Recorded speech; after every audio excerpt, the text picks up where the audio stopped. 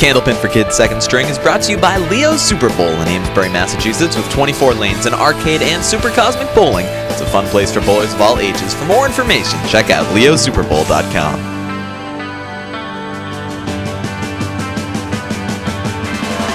Welcome back to Candlepin for Kids. It's Sage Johnson on lane number 3. Go get him, Sage. I'm going to trade sheets with you, Rob. By all means, Dan. 20 pins is the lead right now, built up by Alana Brown and the sensational bowling of Cole Frey. And this is where Johnson and Johnson are going to want to chop into it. Not that that's an easy lead, Rob, a big split, but that wood may help it go. Something should fly over there. She's on the wood. Let's see if something goes over. Ooh. Not what I expected, Rob. I thought there was a... And Alana had a gigantic reverse curve the first half, and it looks even bigger right now. I know, huh? That ball is cutting across the entire lane right at the end. It's so hard to predict what she's going to hit. So pair of 8s to start from our ladies. Sage Johnson, a veteran of the show at only age 9. She goes back all the way to season 7. She qualified with a 282 earlier this season, won with Hunter. She's proudest of winning her states tournament. Alana Brown. That curve curved all the way off the wood. Looking for a shot at this. Great bid by Sage. Yeah, she wanted to be in the other pocket, but you still never know. You got to give it a chance and hit the front pin like she did. Now Alana going to try to clean this one up. 9 for Sage. We've got our newspaper reporter, Rob, making another trip over here. Hopefully she gets that big half by Team Brown and Frey. That was a sensational performance. And maybe one of the biggest ones you've ever seen in this age group on a championship show. For a half, absolutely. Pretty impressive that Hunter was able to keep up a little early, too. Yeah. Oh. Sage is going to have to reset. That one came out of the gutter. Alana going to try to take advantage. Tough half Worcester. Alana probably wishes she could reset now. Half Worcester is not an easy leave. You'd almost rather see the whole set of pins pretend to stumble and... That's right. Pretend to stumble, fall over the line, hit the button. This is a veteran move.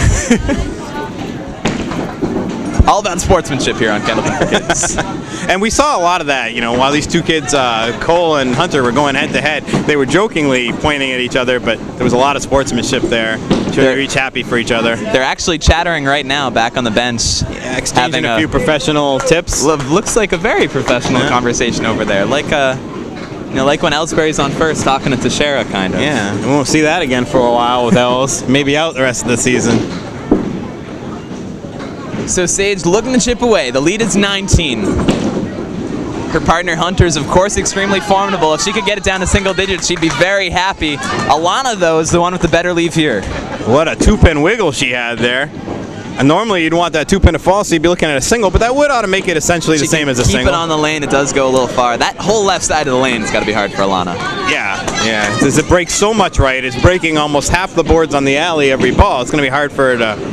That's where she wanted it. That's exactly where she wanted it, and nothing to show for it. I don't think a person in the crowd expected that. You heard a bunch of gasps back there on that one. There you go, and then... Easier to take if it happens on the third ball, though. Absolutely. If you lost a spare because of a reaction like that, you'd be shocked. Sage back on that head pin. She does have him in a bunch. Alana now on the head pin. Oh, no. Cuts right. Fooled you, Rob. Caught me. You forgot that 3-foot break at the end. Sage looking to reel this one in, get some momentum going for Hunter. Nothing. Some good pinning here, though. Could get it into a manageable range.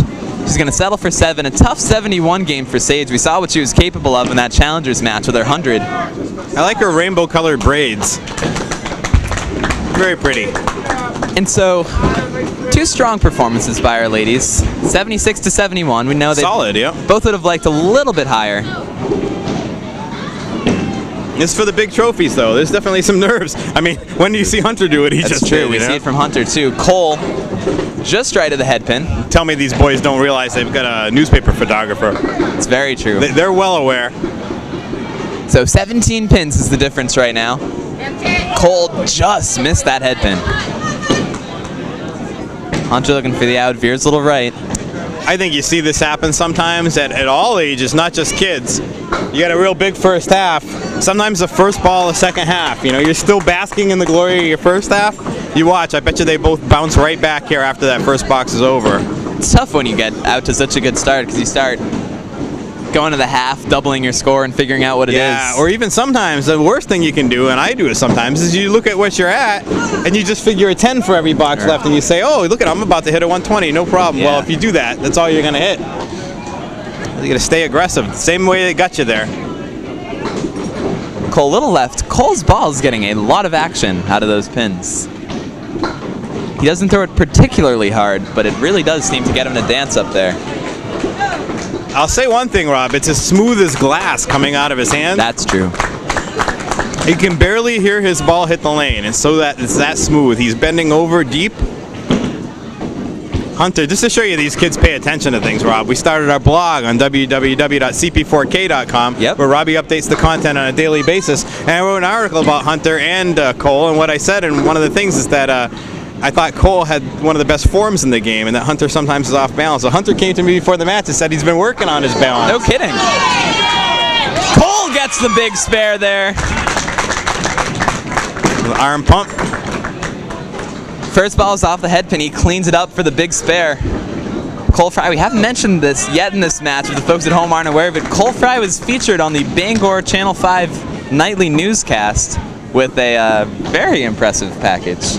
You know what I was most impressed with, Rob? That they let it off by saying, you've heard his name before, folks. Tell me about it. How many times has he been on? We know the Candlepin for Kids community knows about him, but apparently he's got celebrity status up there in Maine. And it was good to hear them mention our show as well. It was. Talk about how we get all the best bowlers, and that is true. And we're still have room for more. Nice spare there by Hunter. Cole going for 2 in a row.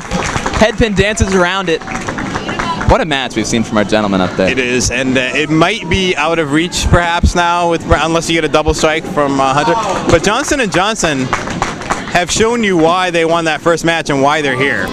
Hunter buries that headpin, settles for 7. Hunter's still going to have to sit down and wait another year for his first trophy. But I'm telling you what, Rob, he's going to get one. He'll be going to Division II next year, but I think you're absolutely right. Hunter as season as they come. Cole Frey ending with an exclamation point. Big hammer. Hunter goes and gets the spare. Hunter needs Cole to mark so he can mark. He has to match. What a match from our 2 youngest guys. I'd have to look back in the archives to see if Boudreaux, when he was this age, threw a big string, because Cole's about to throw one of the biggest strings I've ever seen in this 116 and 2. Hunter with nothing to sneeze at either. He'll finish with 107. More than 107, actually. 109. Cole's first ball gets away from him. Looking to finish his fill here.